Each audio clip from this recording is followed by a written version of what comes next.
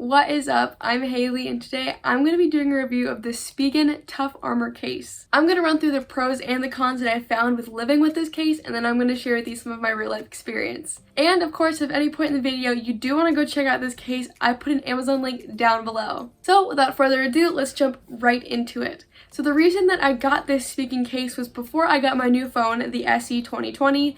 I had an iPhone 8 Plus. And like with all my other previous phones, the last one I had, the iPhone 8, I dropped it and it cracked. The screen did not protect it. I had a Tech 21 case, so I thought it was time for an upgrade to test out what case is the best for the money. The first pro would have to be the shock absorbance for this phone. I'm very clumsy. I drop my phone every single day pretty much. I drop it, I have hardwood floor, I have tile, I drop it on everything, but this case is really taken a beating for me and it still looks great. I think there's only one scratch and I've probably dropped my phone about 20 times since getting this case.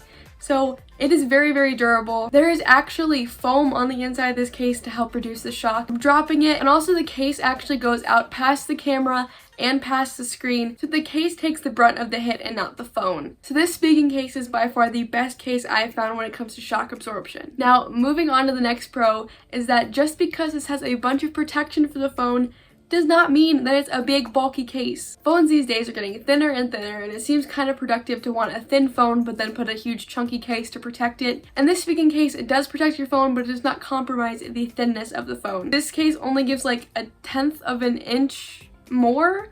It's only that much more thick with this case, and it does a good job. Again, like I said, I have not had a crack, a scratch. My screen looks absolutely brand new. I've had no problems with it. So there are 2 check marks for thinness and protection. The next pro would have to be the design and the style of this case.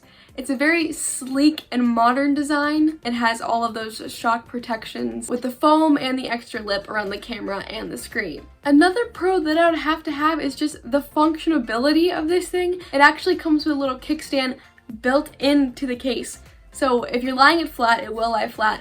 But if you ever had that problem with wanting to prop your phone up against something and it always kept falling, I know I had that problem, but this thing actually has a stand where you can watch videos. And I've actually used it a lot and found it very handy, so it's cool that it has that little bit of practicability. Another pro is that this case will work with wireless charging. I actually have a wireless charger in my room for at night when I'm charging my phone, and this has worked perfectly. I've had no problems with that, so don't worry about the compatibility with wireless charging. This is good to go. Another pro is that this case is very comfortable to hold. I'm very particular with how thick my case is, how the angles feel in your hand. Like, you don't want a phone case that's gonna feel awkward and bulky, but this phone case is very good for that. So if you have small hands like me, or even big hands, it's not going to be much of a difference to you, but this phone case is great for that. So now, moving on to the cons with this case, one of them would have to be that the kickstand only works in horizontal mode. So if you do want to watch videos on your phone with it being vertical, that will not work for this. It's just not built to be put in that vertical position.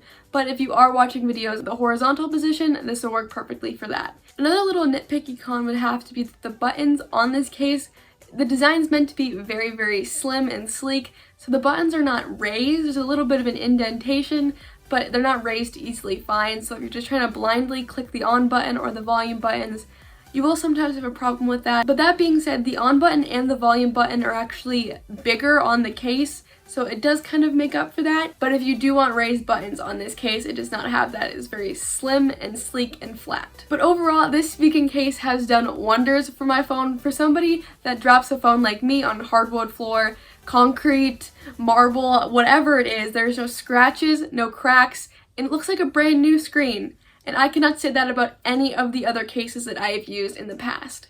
If you are looking for a case with great shock protection, great durability, and great functionability, this is the case for you, I would have to say. I highly recommend it. Again, if you do want to check it out, I did put an Amazon link down below for your convenience. There is a bunch of models for different size phone. The one that I'm using is for the 2020 SE iPhone, but they do come in other sizes for different size iPhones, and if you're looking for a Samsung or another type of phone, there are cases that are compatible with those. But again, there's a link down below, so go check it out if you're interested. And if this video did help you out, I would really appreciate it if you helped me out and dropped a like down below or even hit that subscribe button. But I was your review guide, and I'll see you in the next video.